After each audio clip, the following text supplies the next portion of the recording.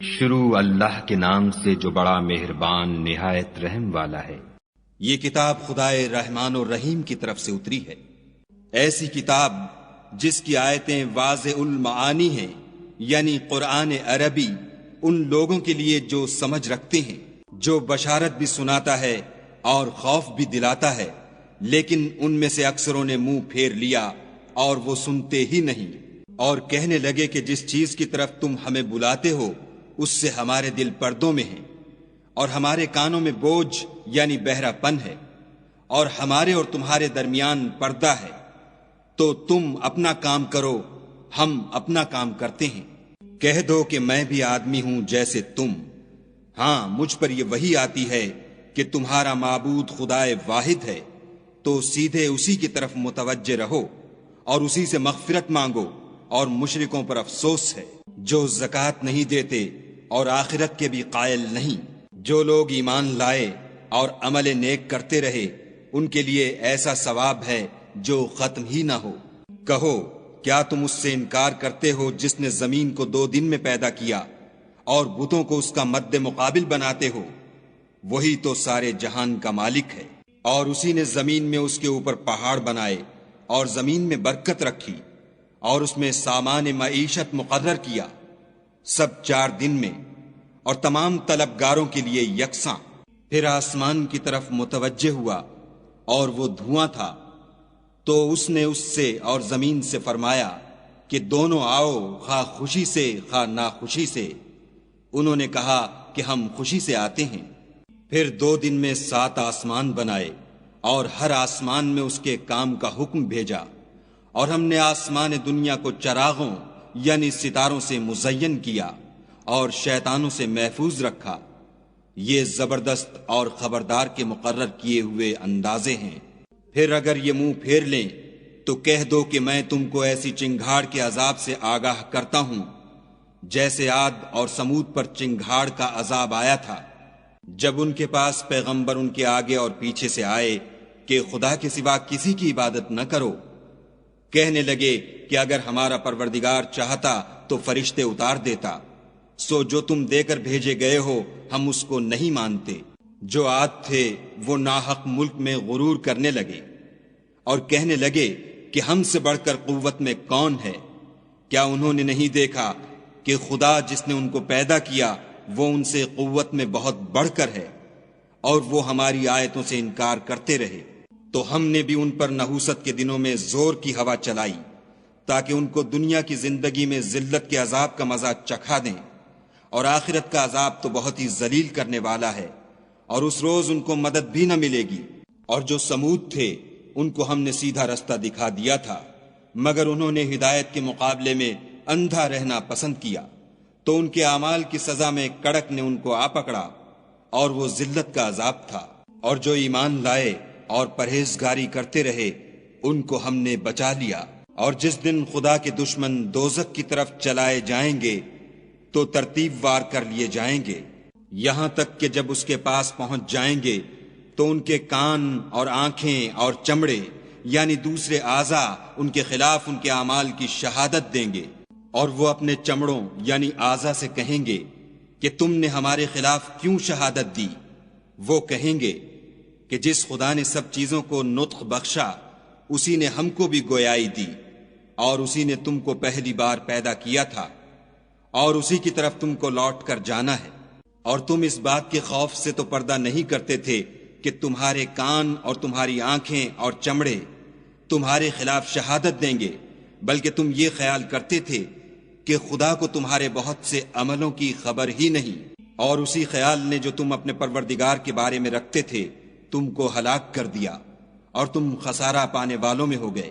اب اگر یہ صبر کریں گے تو ان کا ٹھکانہ دوزخ ہی ہے، اور اگر توبہ کریں گے تو ان کی توبہ قبول نہیں کی جائے گی۔ اور ہم نے شیطانوں کو ان کا ہم نشین مقرر کر دیا تھا، تو انہوں نے ان کے اگلے اور پچھلے اعمال ان کو عمدہ کر دکھائے تھے، اور جنات اور انسانوں کی جماعتیں جو ان سے پہلے گزر چکیں ان پر بھی خدا کے عذاب کا وعدہ پورا ہو گیا، بے شک یہ نقصان اٹھانے والے ہیں۔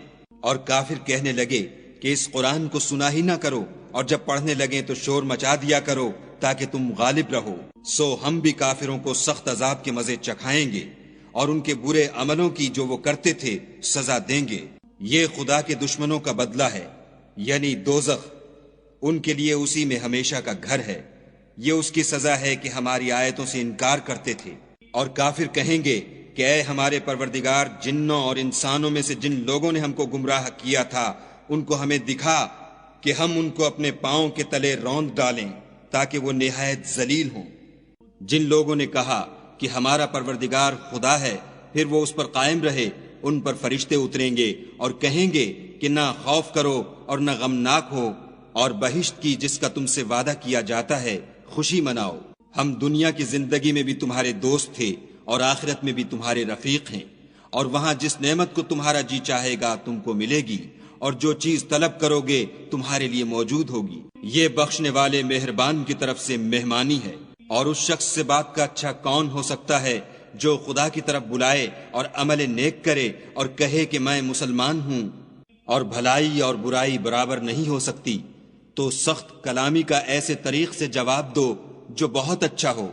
ایسا کرنے سے تم دیکھو گے کہ جس میں اور تم میں دشمنی تھی وہ تمہارا گرم جوش دوست ہے، اور یہ بات انہی لوگوں کو حاصل ہوتی ہے جو برداشت کرنے والے ہیں، اور انہی کو نصیب ہوتی ہے جو بڑے صاحب نصیب ہیں۔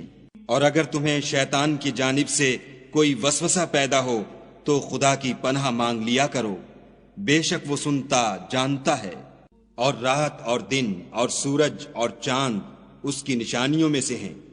تم لوگ نہ تو سورج کو سجدہ کرو اور نہ چاند کو، بلکہ خدا ہی کو سجدہ کرو جس نے ان چیزوں کو پیدا کیا ہے، اگر تم کو اس کی عبادت منظور ہے۔ اگر یہ لوگ سرکشی کریں تو خدا کو بھی ان کی پرواہ نہیں۔ جو فرشتے تمہارے پروردگار کے پاس ہیں وہ رات دن اس کی تسبیح کرتے رہتے ہیں اور کبھی تھکتے ہی نہیں۔ اور اے بندے، یہ اسی کی قدرت کے نمونے ہیں کہ تو زمین کو دبی ہوئی یعنی خشک دیکھتا ہے، جب ہم اس پر پانی برسا دیتے ہیں تو شاداب ہو جاتی اور پھولنے لگتی ہے۔ تو جس نے زمین کو زندہ کیا وہی مردوں کو زندہ کرنے والا ہے، بے شک وہ ہر چیز پر قادر ہے۔ جو لوگ ہماری آیتوں میں کجراہی کرتے ہیں وہ ہم سے پوشیدہ نہیں ہیں۔ بھلا جو شخص دوزخ میں ڈالا جائے وہ بہتر ہے یا وہ جو قیامت کے دن امن و امان سے آئے؟ تو خیر، جو چاہو سو کر لو، جو کچھ تم کرتے ہو وہ اس کو دیکھ رہا ہے۔